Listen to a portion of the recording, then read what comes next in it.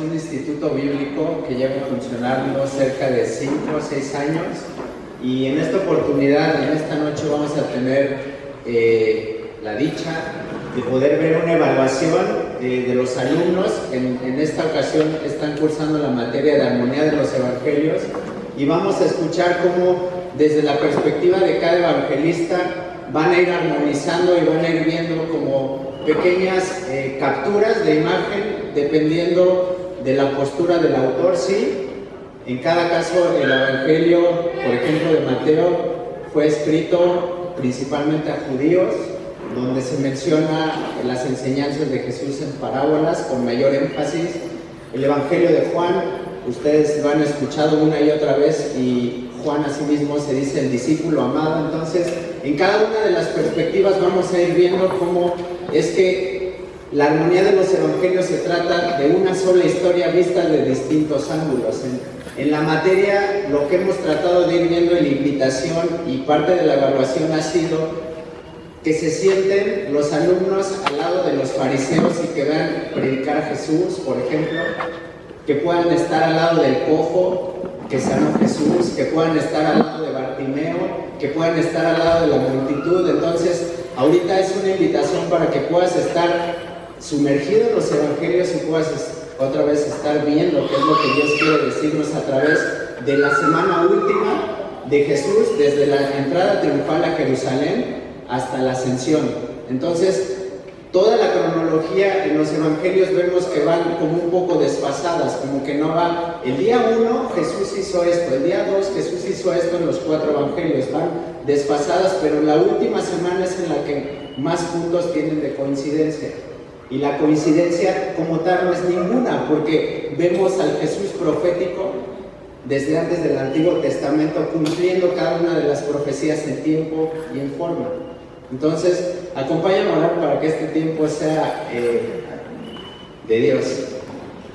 Mi Dios, gracias por esta oportunidad que tú nos das de poder abrir tu palabra y escuchar tu voz y dejar que tu Espíritu Santo nos enseñe y nos muestre, Padre, una vez más el sacrificio de tu Hijo Jesucristo, Señor, pagando el precio de nuestros pecados. Y sobre todo, Padre, te pido que en este tiempo podamos caminar al lado de los apóstoles, discípulos de Jesús, viendo cómo alaban, entrando en el pollino, escuchando a Jesús, cada una de sus enseñanzas, interrumpiendo la comida para lavar los pies de sus discípulos. Así queremos, Padre, estar en cada una de esas escenas, y permítanos ver lo que tú es y darnos más de ti en esta noche, Señor. Y te pedimos esto en el nombre de Jesús.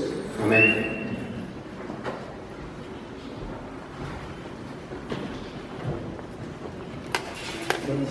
Buenas noches, ¿cómo están? Mi nombre es Omar López y les doy las gracias por su atención. Vamos a empezar en el Evangelio de Juan, si ustedes acompañan, por favor, en el capítulo 12.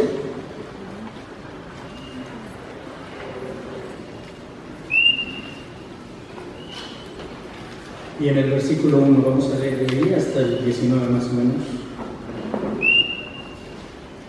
Y dice así: 6 días antes de la Pascua vino Jesús a Betania, donde estaba Lázaro, el que había estado muerto y a quien había resucitado de los muertos. Y le hicieron allí una cena. Marta servía y Lázaro era uno de los que estaban sentados a la mesa con él. Entonces María tomó una libra de perfume de nardo puro de mucho precio y ungió los pies de Jesús y los enjugó con sus cabellos, y la casa se llenó de olor del perfume. Y dijo uno de sus discípulos, Judas Iscariote, hijo de Simón, el que le había de entregar: ¿por qué no fue este perfume vendido por 300 denarios y dado a los pobres? Pero dijo esto no porque cuidara de los pobres, sino porque era ladrón, y teniendo la bolsa, sustraía de lo que se echaba en ella.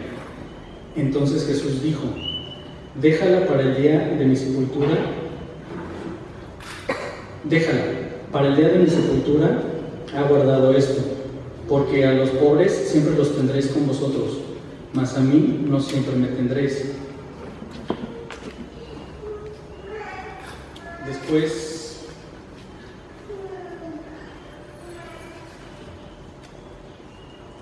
bueno, aquí lo que nos está narrando Juan es el día previo a la entrada a la ciudad de Jerusalén. Nos da el lugar, que es Betania, está cerca de Jerusalén, son más o menos unos 3 kilómetros, y también nos dice que en casa de quién estaba. Es muy notorio en el Evangelio, en los Evangelios, que Lázaro fue resucitado. Es una evidencia viva de que Jesucristo vino, ¿no? Y de que Jesucristo hizo ese milagro y dejó esa prueba. Sin embargo, a pesar de eso, más adelante en este Evangelio lo vamos a leer, el Sanedrín y los escribas y los fariseos no veían eso, y lo que veían era su tranquilidad, su status quo o su forma de vida comenzada. Y entonces más adelante lo vamos a ver en este mismo Evangelio. Si quieres, acompáñame, vamos a leerlo.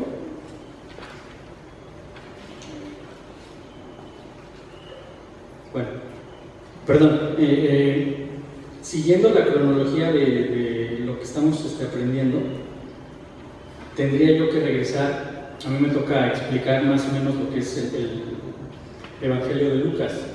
Lucas era un médico, y después de este día, de esta cena, al día siguiente, es cuando Jesús, ya estando en Betania, se dirige a Jerusalén. En ese camino, en ese caminar, es cuando vamos a retomar la escritura en el Evangelio de Lucas. Si me gustas acompañar por favor ahí a Lucas 22, versículo 1 también.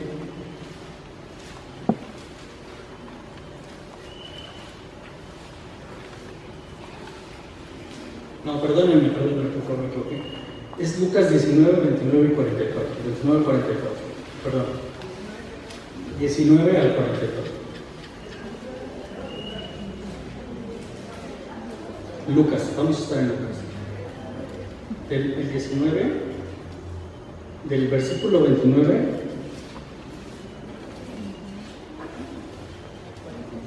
y hasta el 44.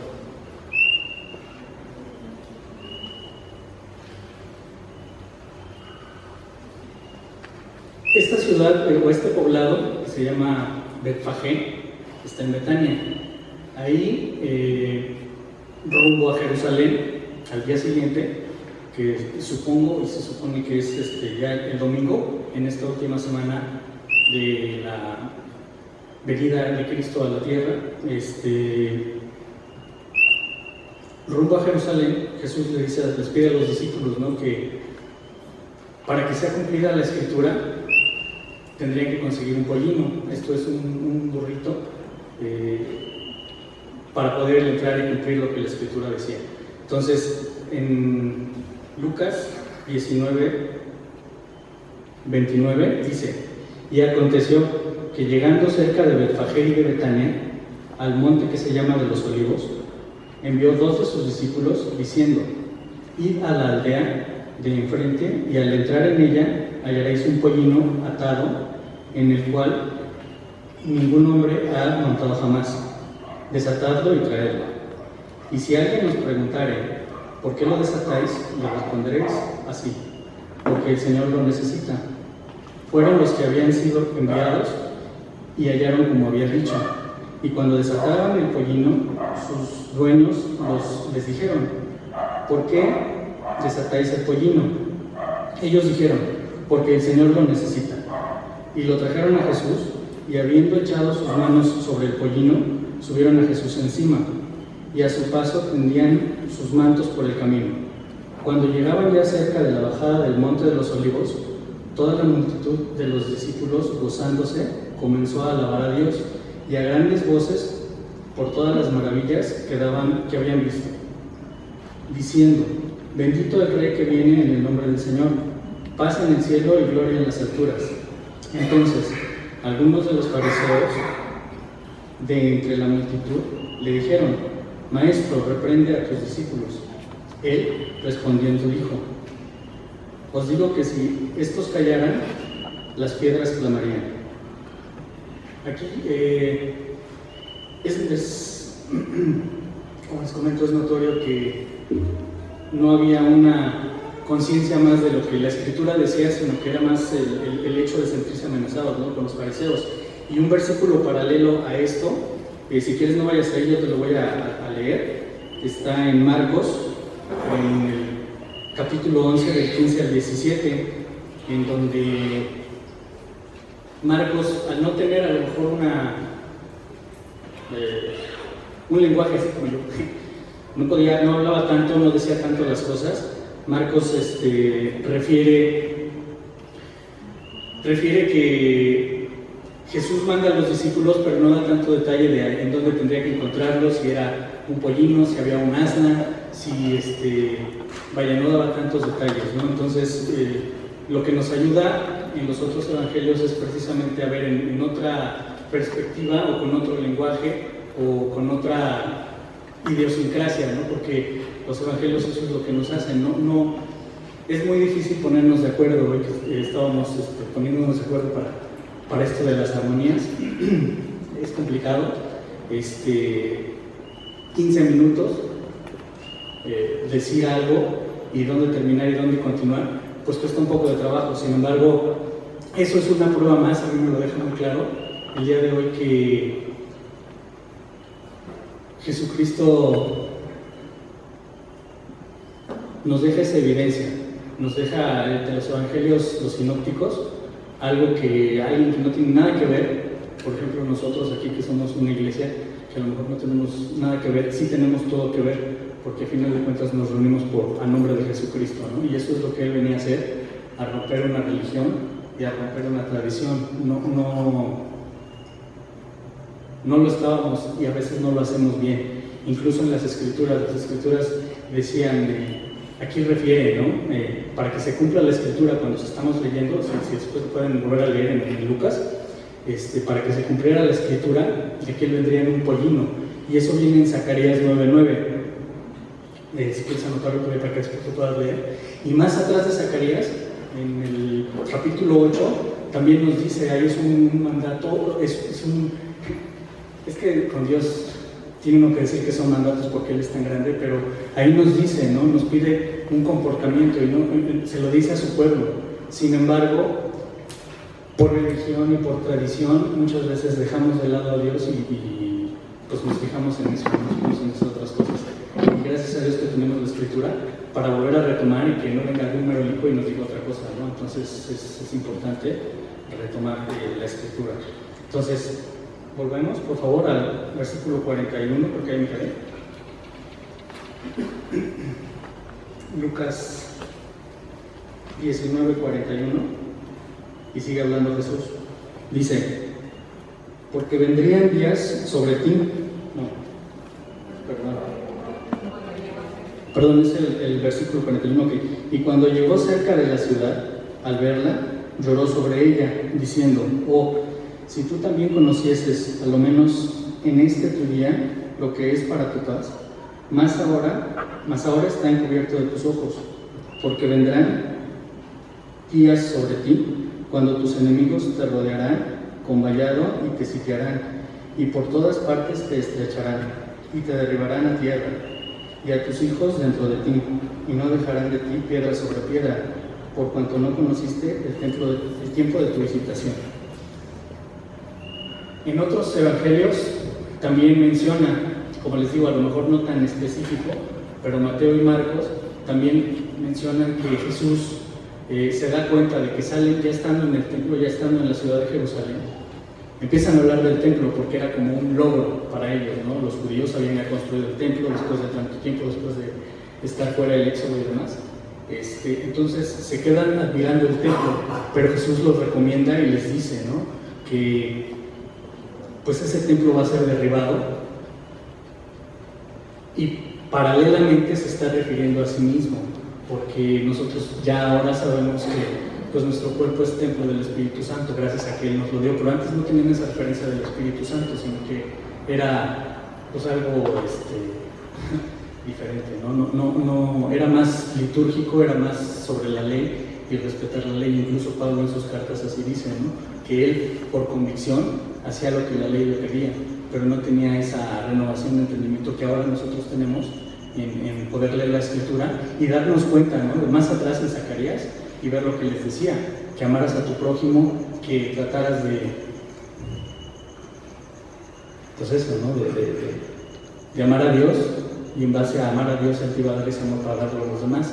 Sin embargo, pues se perdieron y trataron de hacerlo diferente. Entonces viene lo que es la entrada triunfal, a Jerusalén, donde Jesús entra al templo, y justamente también en la Escritura es donde dice que utilizan su templo como pues una casa de mercado, ¿no? Cueva de ladrones, y se enoja, y es donde dice, ¿no? Que tendrá celo por su templo, y también lo cumple. Pero a mí en este tiempo que hemos estado, y sobre todo en esta parte, pues es aquí en Semilla le decimos, ¿no? Tu devocional, el estar tomado de la mano, ¿no? O ser el hermano pámpano. Puede ser el hermano pámpano tomado de Cristo o no. Entonces el devocional es algo que creo que es muy importante para poder seguir adelante, porque pues yo por mí no podría, ¿no? Gracias por esa escritura que Él nos lo deja por escrito, no nos lo deja solamente hablado, ¿no? Ok, vamos por favor a Lucas 22, versículo 7, y ahí es donde yo le doy la estafeta a mi otro compañero, que lo va a hablar también de otro evangelio, pero también es una referencia. Llegó el día de los panes sin levadura, en el cual era necesario sacrificar el cordero de la Pascua, y Jesús envió a Pedro y a Juan diciendo, y aquí hago la pausa, les agradezco mucho y buenas noches.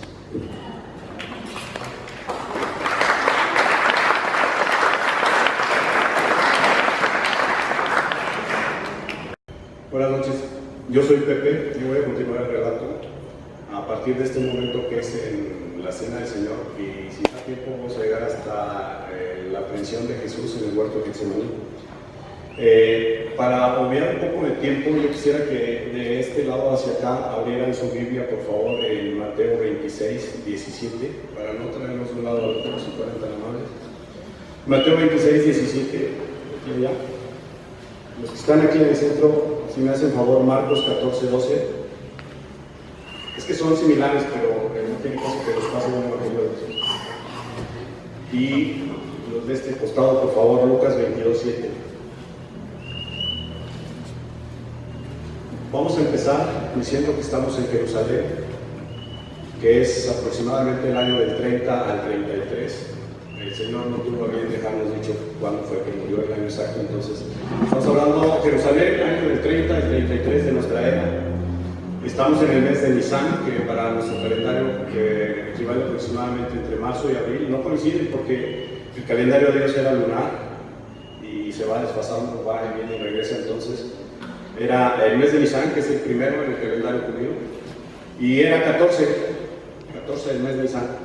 ¿Cómo podemos saber esto? Está en sus versículos, en los que les pedí que abrieran su Biblia.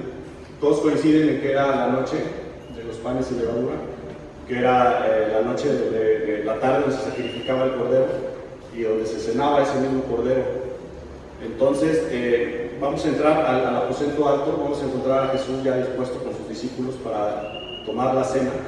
Esta noche, en especial para los judíos, aunque no es una noche consagrada entre las 7 fechas ceremoniales, sino que es hasta el día siguiente cuando se celebra oficialmente la Pascua. Esta noche se cena la Pascua, es muy simpático, es algo como lo que sucede con nosotros en la Navidad, que adelantamos el 24 cuando oficialmente el 25 es nuestra fiesta, pero esto es por cuestión nuestra. En cuestión de ellos así está ordenado en Éxodo 12. Jehová, antes de mandar la 10ª plaga, les pide que sacrifiquen un cordero, que lo hacen a las brasas, que lo cenen esa misma noche con hierbas amargas, y que con la sangre del cordero marquen sus casas, postes y dinteles de la puerta. Y ese es el nombre de la Pascua, precisamente Pesach, es un salto. Es decir, Jehová pasó de esas casas a la hora de herir de muerte a los primogénitos del pueblo de Egipto. Entonces, hay esa confusión respecto a la Pascua. Se le llama Pascua a la comida, o sea, cenar la Pascua, se le llama Pascua a esa noche en la cena del 14, que sí está consagrada. Y oficialmente la Pascua viene a ser el día 15, ese es el día ceremonial, y ahí sí se conmemora el éxodo en el tiempo en que el pueblo de Israel salió de Egipto. Entonces, si lo que yo estoy diciendo tiene sentido, estamos en una de las noches más importantes, quizá la noche más importante para el pueblo de Israel, y Jesús está reunido con sus discípulos. La cena en los evangelios está muy dispersa. Juan, que precisamente hablando de ponernos de acuerdo, cuando yo llegué a mi casa y abrí mi Biblia para ver la Santa Cena, resulta que Juan no lo tiene contemplado. Entonces, tengo que tomar a partir de Lucas, y podrán ver que en sus libros, en cada evangelio, la cena empieza diferente. Entonces, para poner un orden, volvemos a lo mismo, tomando el orden de la ceremonia judía en esta fecha que se llama Pascua. Tienen una liturgia que se llama Sedá. Entonces, voy a tomar esa liturgia judía como fundamento, como si fueran gavetas, y ahí voy a ir insertando lo que coincida de cada uno de los evangelios. Entonces, por eso les pedí que lo abrieran así distinto, porque voy a decir acá, voy a decir acá, voy a decir allá, y eventualmente voy a mencionar a Juan, que muy poco habla aquí. Pero bueno, en el Seder judío se pide previo a la cena algunas cosas como encender algunas velas, sacar o esconder toda la levadura o todo lo que esté leudado de la casa, y oficialmente la cena comienza con una bendición. Este es el primer paso. Hay mucha liturgia, hay muchos pasos previos, pero oficialmente la cena comienza cuando se bendice. El único de los evangelios que tiene consignado esto es Lucas, en el capítulo 14, en el versículo 18, podemos ver que el Señor toma la copa, da gracias y bendice y bebe. Y es importante porque también dice que le da de beber a sus discípulos. En este punto de la liturgia judía se bebe literalmente, y es muy chistoso porque dice una mejilla, o sea, un sorbito. Los cachetones pues, se llevan un poquito más. Entonces, bebes un sorbo y compartes, y de la misma copa beben todos. ¿Okay? Entonces, esto hace mucho sentido con lo que Lucas dice en el capítulo 14. Vamos a estar siempre en el 14, en el versículo 18. Posterior a la bendición, donde se bebe la primera copa, que es la de la santidad, se llama copa de la santidad porque se agradece a Jehová el haber apartado a Israel como su pueblo elegido. Posteriormente, el segundo punto de la liturgia es el lavamiento de manos. También tiene su procedimiento, se vierten 3 chorros de agua sobre la mano derecha, se vierten 3 chorros de agua sobre la mano izquierda. En otras festividades, como en el Sabbat, se hace una oración, pero en esta no, precisamente para que empiecen a preguntar por qué se está haciendo diferente. En este lavamiento de manos, me parece a mí que es cuando nuestro Señor Jesucristo se pone de pie y se adelanta a ellos. No es casualidad que hubiera un lebrillo, no es casualidad que hubiera una toalla. Puedes preguntarte cómo es que había un lebrillo con agua y cómo es que había toallas en una cena. Porque era necesario para asuntos lavamientos los que se llevan en la liturgia. Entonces, el Señor se adelanta y en lugar de lavar manos, lava pies. Esto no lo tienen ustedes, esto estamos hablando Juan 13, del 4 al 12. Aquí empieza apenas Juan a hablar de la cena, aunque está consignado como el lavamiento. Entonces, el Señor se adelanta, se quita su manto, toma el lebrillo y lo trae hacia la mesa, se faja la toalla en su cinto y se hinca literalmente y lava los pies de cada uno de sus discípulos.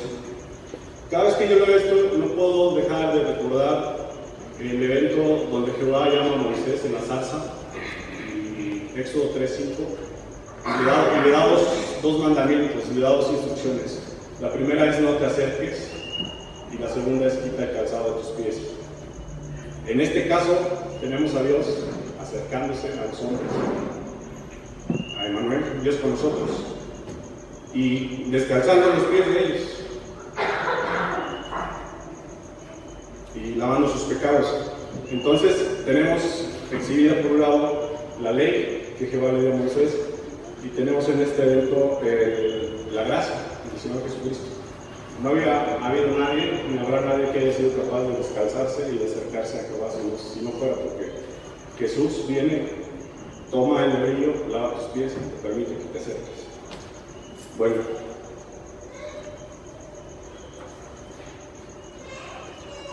en la liturgia judía se procede después a comer unas hierbas verdes mojadas en agua y sal, y esto es para no dejar en el olvido el hambre y el sufrimiento que ellos pasaron siendo cautivos en Egipto.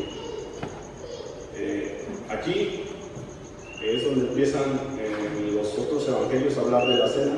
Mateo y Marcos, incluso Lucas, anuncian la traición de Pedro. ¿Por qué? Supongo que es hasta este momento, porque el Señor dice que es el que remoja conmigo en la mesa, pero no se refiere todavía al pan. En este punto del procedimiento judío se toman las hierbas verdes, se remojan en agua y sal y se comen. Entonces aquí es donde empiezan los otros dos evangelistas, Mateo y Marcos, a narrar, y empiezan con esa mala noticia, ¿no? Que el Señor está anunciando que alguien lo va a traicionar. Mateo particularmente describe la pregunta de Judas, echándose el lazo al cuello él solo, dice: ¿soy yo, maestro? Y él le dijo: tú lo has dicho, que para aquellos tiempos contestar eso es: ¿has dicho bien o has hablado con la verdad? Posteriormente, el partimiento del pan. Hay una bandeja con 3 panes en el centro de la mesa. Se toma el pan del centro, se parte y se regresa una porción a la bandeja y otra se envuelve con una servilleta y se aparta. Particularmente se esconde para que después los chicos lo busquen y reciban un premio. Aquí viene, yo creo, la tradición del huevo de Pascua. Entonces se parte el pan, se aparta el ajicomen y se hacen algunas preguntas, entre ellas la más siempre citada es: ¿por qué esta noche es diferente? Y entonces el más viejo, técnicamente el más sabio de la casa, le responde al más pequeño qué es lo que está sucediendo. Enseguida se narra todo el Éxodo, se sirve la segunda copa, que es la copa del juicio, y se brinda con ella, pero no se bebe, sino que al leer el Éxodo, cada vez que se menciona una de las 10 plagas, se vierte una gotita, conmemorando el haber sido librado de esas plagas. Después de eso se recitan los aleluyas que están previos al Jalel en la Biblia, que son los salmos del 111, 112, 113. Y finalmente se empieza a beber la copa. Viene un segundo lavamiento de manos. Esta vez sí se declama alguna oración mientras se vierten los chorros de agua en las manos. Se vuelve a bendecir el pan y se parte. Ahora sí, la porción que quedó guardada desde el medio junto con los otros dos, se parte y se comparte. Esto es el punto donde Mateo y Lucas hablan del Señor haciendo esta ceremonia. Y tomó el pan y dio gracias y lo partió y les dio diciendo: este es mi cuerpo que por vosotros es dado, haced esto en memoria mía. Es hasta este punto entonces que el Señor toma el pan y lo bendice, si el orden va correcto. Después se comen hierbas amargas, remojadas en una especie de salsa de color ocre. La salsa es con la intención de recordar el modo con el que trabajaban para hacer tabiques y adobes en su cautividad en Egipto. Se hacen sándwiches con la hierba y el pan, y hasta entonces es cuando se reparte la cena. En la Biblia no dice si Jesús cenó el cordero. Para lo que habría de venir después, o sea, todo el sufrimiento y todo el esfuerzo físico que fue sometido, podemos suponer que cenó y debió haber cenado bastante bien. De hecho, él al principio, en Marcos, describe que él está añorando esa cena y que está pendiente de eso de tomarlo. Se reparte la cena, termina la cena y entonces es que viene el ajicomen. Esto es el postre. Aquí es donde se envían a los chicos a buscar ese pedacito de pan que fue guardado. Y en Juan 13, 23, 30, casualmente es donde Jesús le dice a Judas: lo que tengas que hacer, hazlo pronto.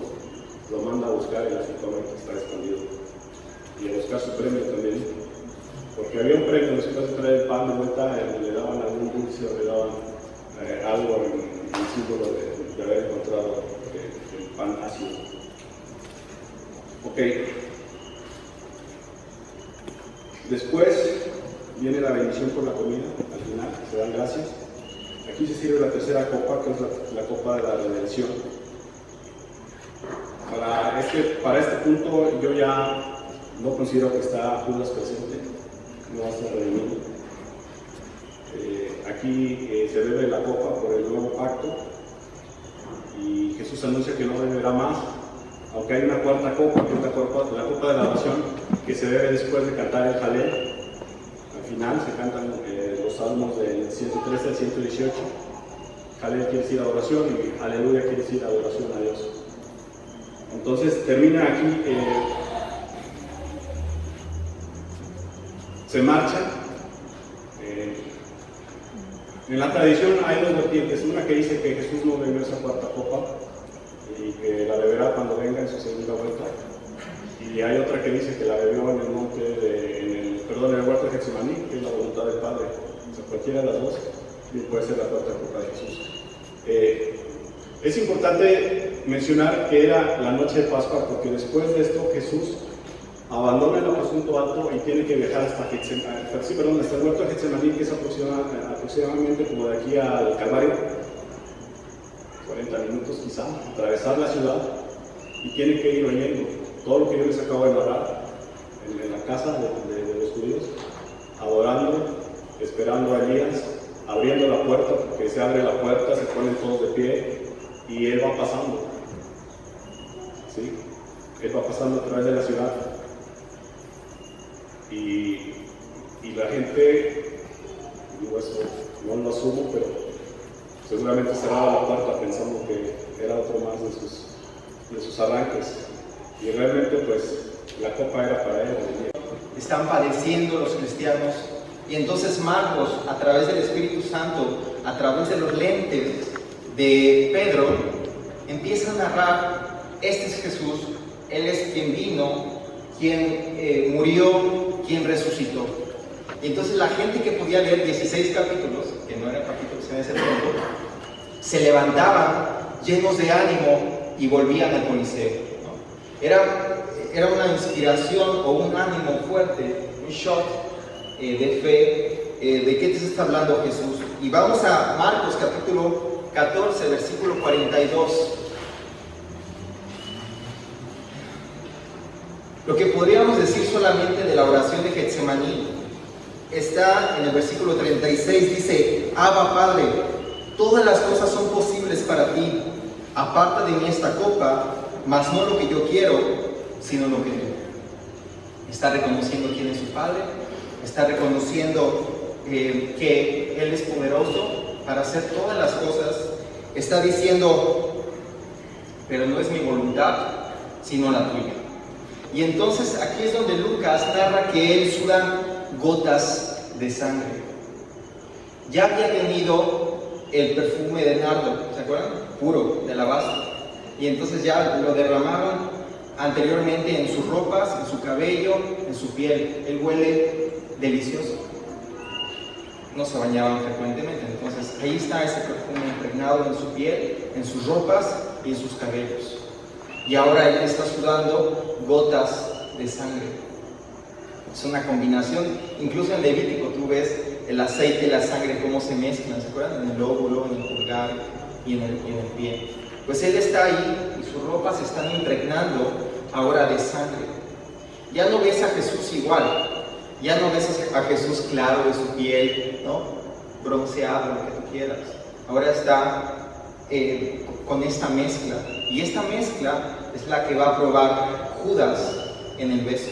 Acompáñame al versículo 42, dice: levantaos, vamos aquí, se acerca el que me entrega. Entonces ya viene Judas de lejos, vienen las antorchas, ya son las 10 de la noche y vienen las antorchas acercándose a él. Dice: ya viene Judas, levántense, dejen de orar, ¿no? Ahora Jesús se levanta indestructible.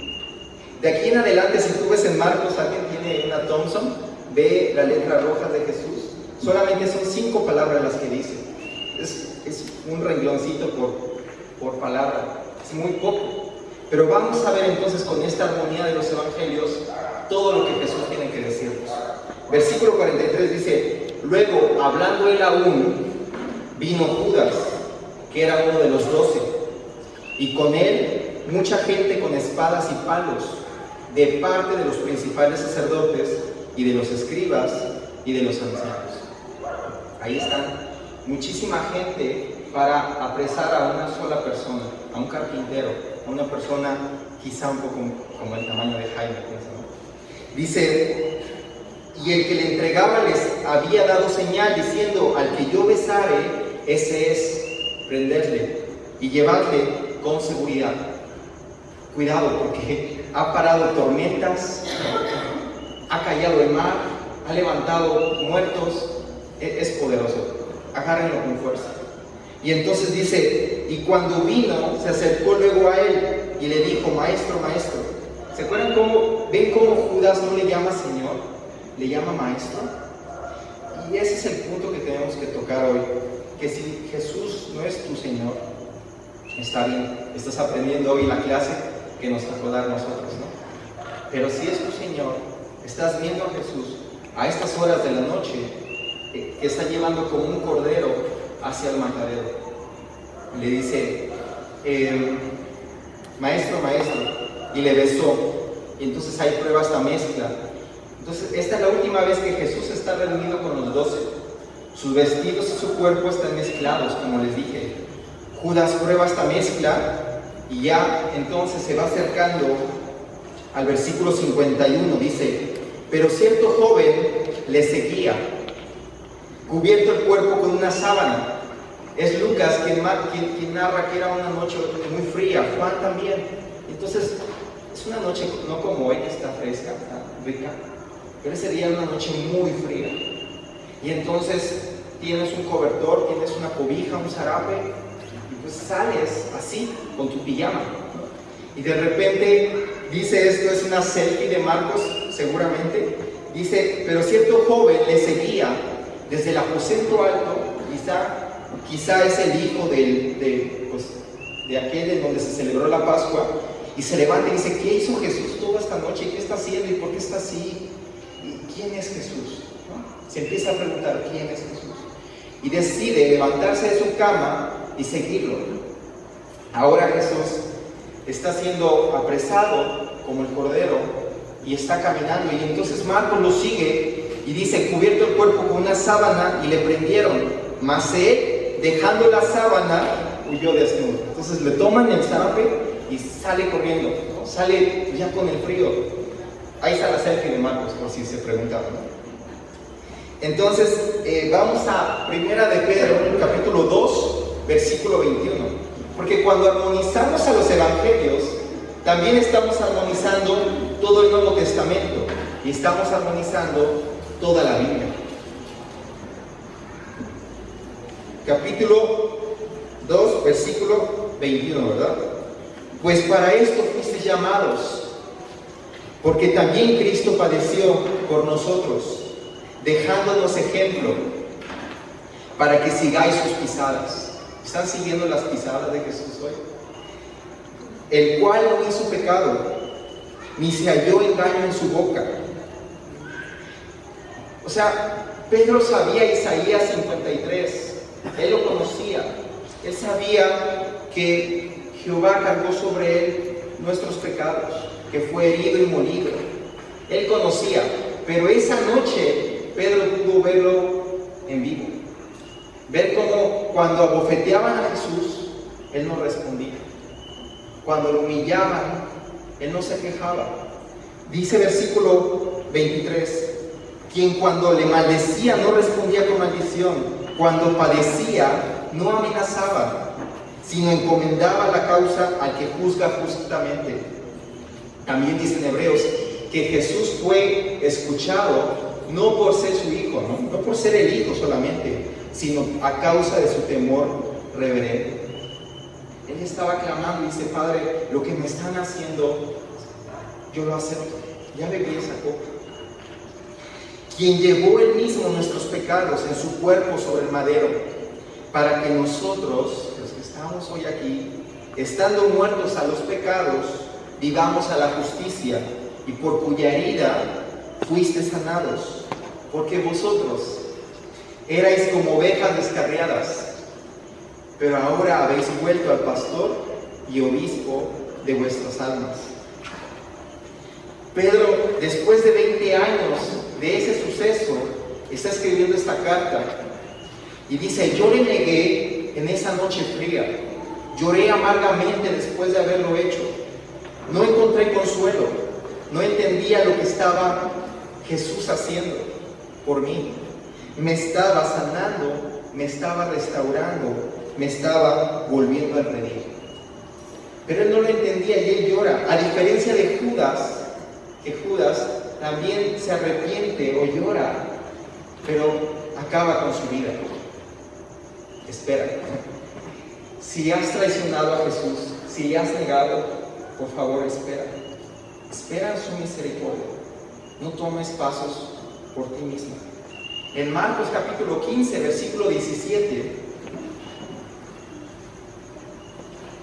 vamos a ver ahora los clamores de la cruz. Y no sé cuánto tiempo tengo, pero voy. Dice: y le vistieron de púrpura, y poniéndole una corona tejida de espinas, comenzaron luego a saludarle: salve, rey de los judíos. Y le golpeaban en la cabeza con una caña, y le escupían, y puestos de rodillas, le hacían reverencias. Y después de haberle escarnecido, le desnudaron la púrpura, y le pusieron sus propios vestidos, y le sacaron para crucificarlo. Entonces aquí le quitan el manto púrpura con el que se burlaban de él como rey. El Salmo 22:6 está narrando, dice: yo soy como gusano, me escarnecen, de mí se burlan. Jesús en este momento ya no parece humano. Jesús está sangrando de la noche anterior, ahora está en casa de Caifás, estaba siendo golpeado, 6 horas fue examinado por Anás, por Caifás, por Herodes, por Pilato, y nadie halló una falla en él. De hecho, lo crucificaron por decir la verdad, porque es el Hijo de Dios, el Mesías enviado de Dios. Y entonces dice en el versículo 21, para este entonces tiene 5 vestidos Jesús: sus sandalias, su vestido, el cinturón, el turbante y la tela que quizá le regaló su mamá, ¿no? de una sola costura. Y entonces es muy importante este detalle. Fíjense, 21. Y obligaron a uno que pasaba, Simón de Cirene, padre de Alejandro y de Rufo, quizás conocido de Marcos en ese tiempo, y por eso lo escribe, que venía del campo, a que le llevase la cruz. Y le llevaron a un lugar llamado Gólgota, que traducido significa el lugar de la calavera, el lugar en donde van a morir aquellas personas homicidas, aquellas personas que han robado. Ahí están, y entre esas personas está tu Señor. 14 días podía durar un crucificado, 14. Este crucificado fue 6 horas suspendido en la cruz. Cuando le hubieron crucificado, él dice continuamente: Padre, perdónalos, porque no saben lo que hacen. Están crucificando su mano, su otra mano, sus pies, y tiene una corona de espinas. En Juan 10 dice: yo soy la puerta. Y esa puerta, en la Pascua que ya mencionó José Luis, está la sangre en los postes, arriba y abajo. Está sangrando Jesús esa cruz. Pero el que entrare por mí hallará pastos. Y es a través de esa cruz el camino que podemos llegar a Dios. Repartieron entre sí sus vestidos, echando suertes sobre ellos para ver quién se llevaría cada uno. Reparten los vestidos. Ya Jesús está desnudo. Ninguna película que veas en Hollywood va a pasar una persona desnuda, pero está desnuda. sus vestidos los están repartiendo. Y cuando ve Jesús en esa cruz, que están repartiendo la ropa que su mamá le dio, entonces se dirige a su mamá. Le dice: mujer, he ahí tu hijo, a Juan. Hijo, he ahí tu madre. Y entonces la segunda palabra que Jesús dice en la cruz. La tercera se está acercando ya hacia las 12 y están dos crucificados y los dos se burlan de él. Pero cuando escuchan al Cordero de Dios clamando en la cruz a favor de la gente y no en contra, dice: acuérdate de mí cuando vengas en tu reino. Y le dice: de cierto te digo, que hoy mismo estarás conmigo. ¿En dónde? En el paraíso. Le habla en su idioma y le dice: ahí donde tú conoces, ahí todavía está contigo. Versículo 25, era la hora tercera cuando le crucificaron. La hora tercera son las 9 de la mañana. ¿Ok? Súmale de 6, 3, son 9. Y el título escrito de su causa era Rey de los Judíos. Crucificaron también con él a dos ladrones, uno a su derecha y uno a su izquierda. Y se cumplió la escritura que dice: y fue contado con los inicuos. Y los que pasaban le injuriaban, meneando la cabeza y diciendo: va, tú que derribas el templo de Dios y en 3 días lo reedificas, sálvate a ti mismo y desciende de la cruz. De esta manera también los principales sacerdotes, ¿qué están haciendo? Los principales sacerdotes están perdiendo el tiempo burlándose de un maldito en ese momento, ¿no? En Deuteronomio dice: maldito aquel que es colgado en un madero. ¿Y qué están haciendo ellos? Perdiendo el tiempo, no entendiendo lo que está pasando enfrente ese día. Y dice: el Cristo, versículo 32, el Cristo, Rey de Israel, descienda ahora de la cruz para que veamos y creamos. También los que estaban crucificados con él le injuriaban. Cuando vino la hora sexta, ya son mediodía, hubo tinieblas sobre toda la tierra hasta la hora novena, de las 12 a las 3, el momento en el que más sol hay, donde la dermatóloga te dice: no te asolees. Ese es el momento de más oscuridad en toda la tierra, no solamente en Jerusalén, en toda la tierra. Porque todo el universo empieza el parto, ¿no? Que dice Romanos 7. Empieza todo esto, la creación empieza a gemir. Dice: ya, no puedo soportar más. Dice también los que estaban, y dice a gran voz, hay dos cosas que dice en la cruz a gran voz: Eloí, Eloí, lama sabactani, Dios mío, ¿por qué me has desamparado? Ya se está acercando las 3 de la tarde. Ya lleva Jesús casi 6 horas en esa cruz. Y entonces dice: Dios mío, ya no le dice Padre como siempre. Él está sintiendo el rechazo de la humanidad y está sintiendo el rechazo de Dios. Es la propiciación por tus pecados y por los míos. Esta es la cuarta palabra. La quinta palabra dice: y corrió uno y empapando una esponja en vinagre y poniéndola en una caña, la dio de beber, diciendo: dejad, veamos si viene Elías a bajarle. Y entonces le dan, él está pidiendo agua, y en este momento, si yo les pido agua, ¿qué me van a dar? Agua, ¿no? Tengo sed. Y le dan vinagre a Jesús. Es todavía peor. Y entonces le dan a beber el vinagre. Sabe horrible, sabe amargo. Y entonces dice: consumado es. Y otra vez, esta barrera entre el Hijo y el Padre se vuelve a unir. Y dice: Padre, en tus manos encomiendo mi espíritu. Y en ese momento, el templo, la cortina, el velo se rompe de arriba abajo. Y la misma presencia de Dios se sale de ahí, ¿no? Porque Hebreos dice que era necesario que el primer templo se fundara para que el segundo templo, el cual es su carne, fuera abierto. Y es el camino nuevo y vivo a su presencia.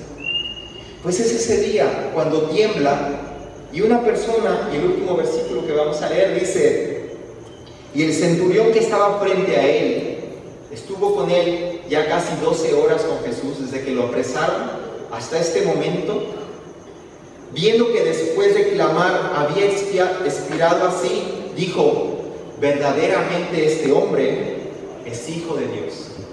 En 6 horas Jesús redimió la humanidad. En 6 días Dios creó al mundo. ¿Qué va a hacer el día de hoy contigo?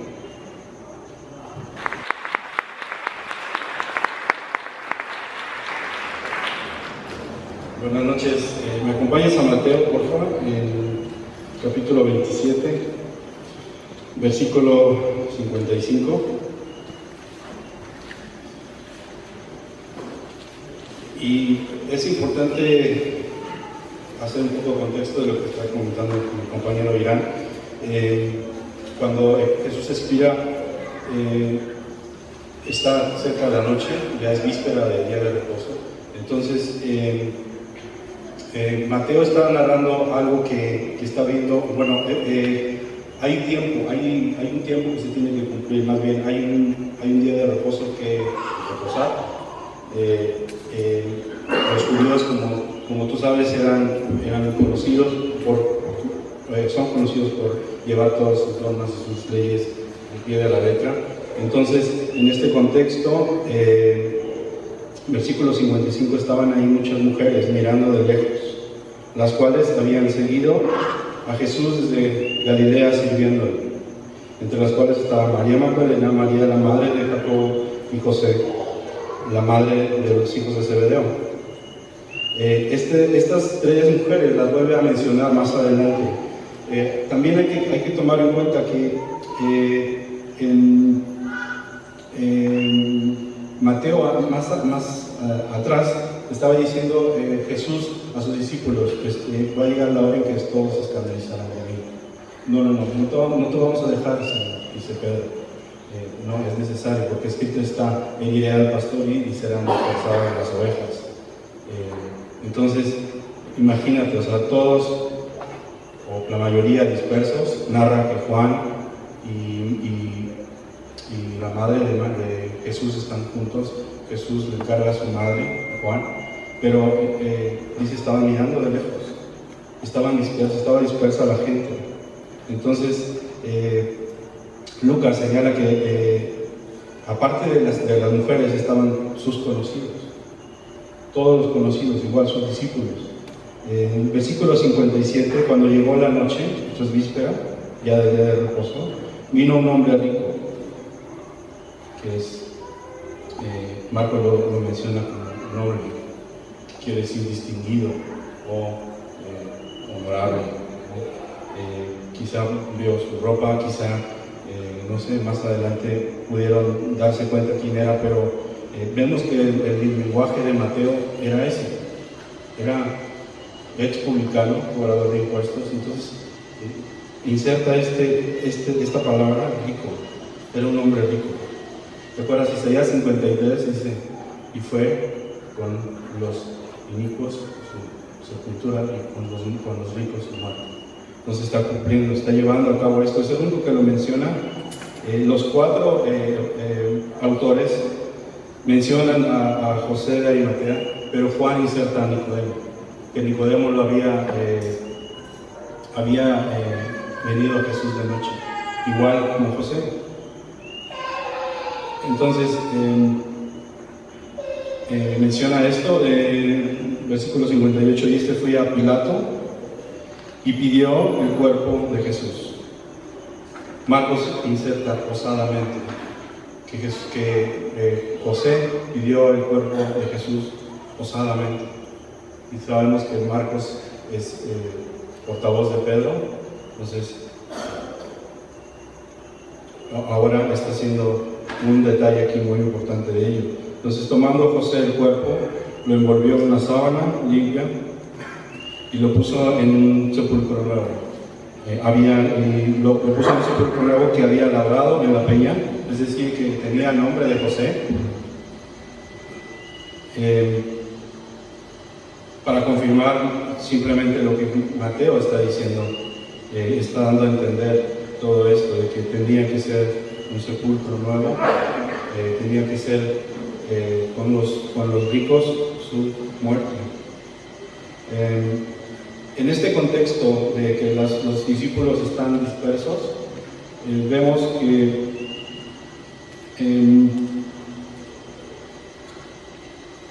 es como si hubiera un lugar en donde pudiesen haber tenido mucha conversación con los demás discípulos. Es decir, había un concilio, había, un aposento alto. Entonces Mateo está incluyendo ciertos detalles que los podemos ver ya a la hora de haber narrado pues el Evangelio, y que podemos ver en el suceso, en lo que se desarrolla todos los hechos, como él puede tomar ciertas opiniones, ¿no? No opiniones, sino declaraciones de cada uno de los que tuvieron que ver con esto. Entonces, el 62, al día siguiente, después de la preparación, se reunieron los principales sacerdotes y los fariseos ante Pilato, diciendo: Señor, nos acordamos que aquel engañador, aquel impostor, dijo, viviendo aún, después de 3 días resucitaré. Se acordaron de lo que les había dicho Jesús cuando le pedían señal, y que les dice: señal no les va a ser dada, sino la que le dio a Jonás, que tendría que estar 3 días en el vientre. Así el Hijo del Hombre tendrá que estar 3 días en el corazón de la tierra y después resucitar. Manda pues que se asegure el sepulcro, versículo 64, hasta el 3er día. No sea que sus discípulos vengan y hurten y digan que no está, que resucitó. En sí están asegurando, están poniendo un sello de garantía a lo que venía a suceder, que es el acontecimiento más sobrenatural y más importante para nosotros. Entonces, el 28, pasando el día de reposo, al amanecer del primer día de la semana vinieron María Magdalena y la otra María al ver el sepulcro, y hubo un gran terremoto.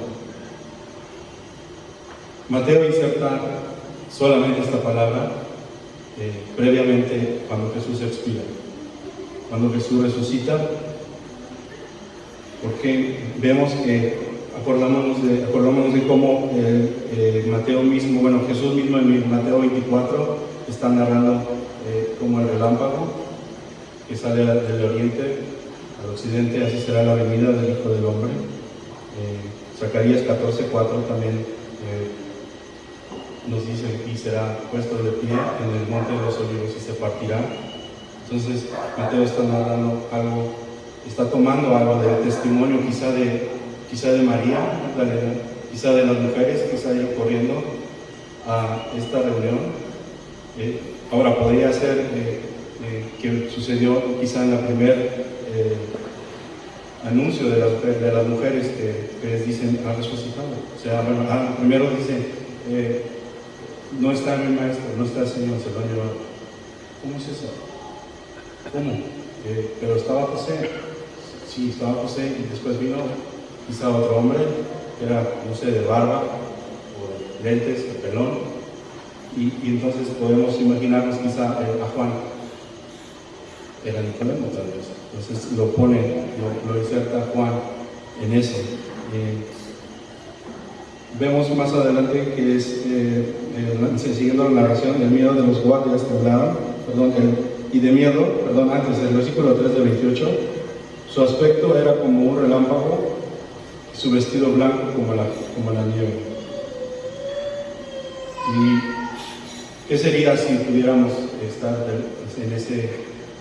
en ese lugar donde estaba llegando María, quizá, o las mujeres, y anuncia que se han llevado el cuerpo de Jesús?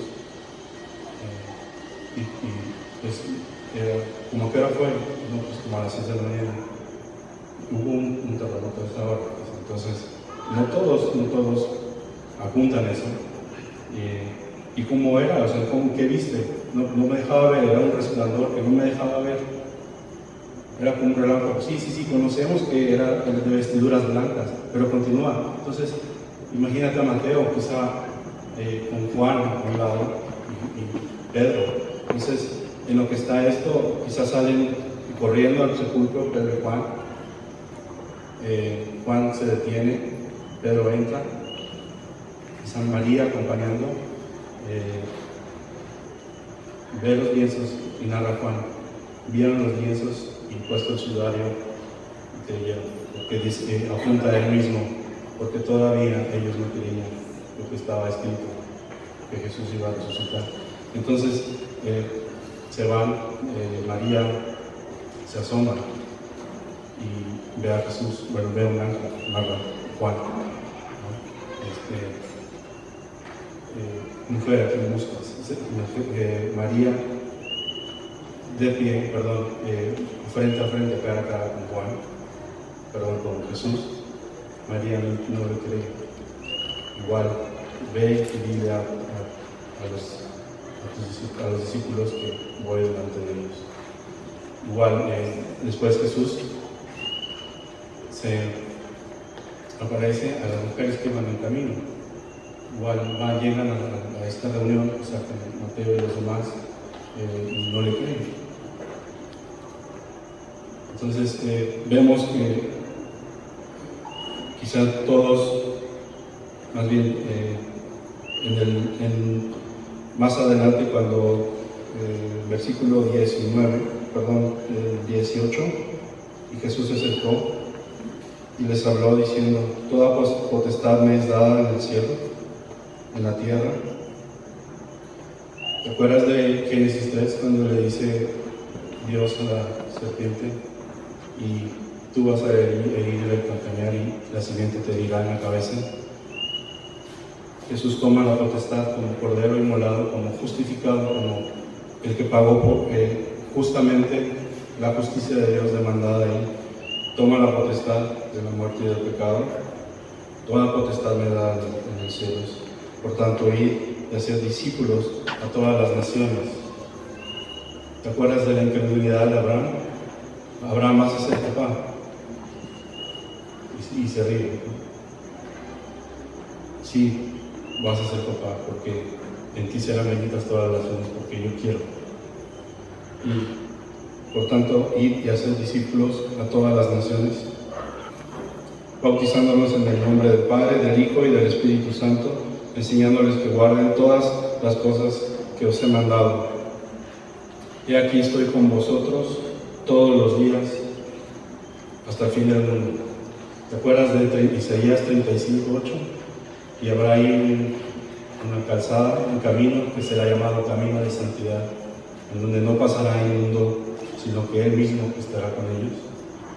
Era necesario ser vaciados los discípulos de ellos mismos. Quizá Pedro, ¿no?, llorando amargamente. Era necesario. Unos dicen de Nicodemo, ¿qué pasó con él?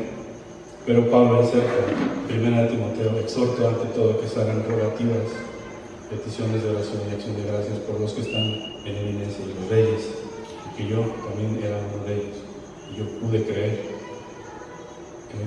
¿Te acuerdas quizá de Pedro negándole 3 veces? Igual después está restituyéndole. El pastor llegando otra vez por sus ovejas, la gallina que le llama, que Jesús mismo dice, juntando sus pollitos, el pastor yendo por sus ovejas. Y acompáñenme por favor a 1 Corintios 15.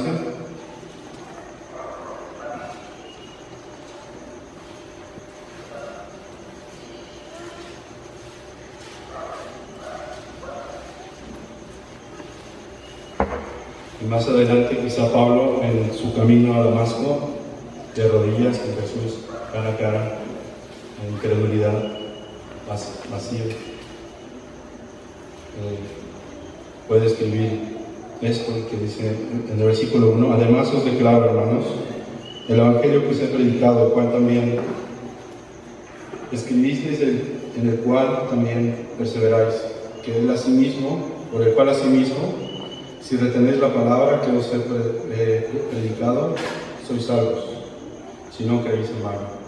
Porque primeramente os he enseñado que asimismo recibí que Cristo murió por nuestros pecados, conforme a las Escrituras, y que fue sepultado, y que resucitó al tercer día, conforme a las Escrituras, y que apareció a Cefas, y después a los 12, y después apareció a más de 500 hermanos a la vez, a los cuales muchos viven aún y otros ya duermen.